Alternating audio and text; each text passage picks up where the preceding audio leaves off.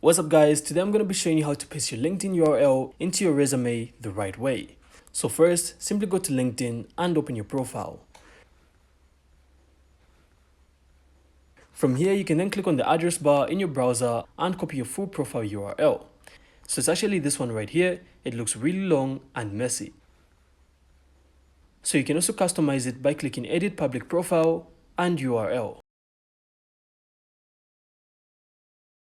From here, you can then create a cleaner link. Now next, you can then open your resume and paste the LinkedIn URL in the contact section right near your name, email, and phone number. From there, you can then make sure it's clearly labeled as LinkedIn so recruiters know exactly what it is. So if you're submitting a digital resume, you can also highlight the text and add it as a clickable hyperlink. That way employers can actually open your profile with one click. And that's it. So your LinkedIn profile is now properly added to your resume. So I really hope you found this insightful, and if you did, then make sure to leave a like and of course subscribe. Then we'll see you on the next one.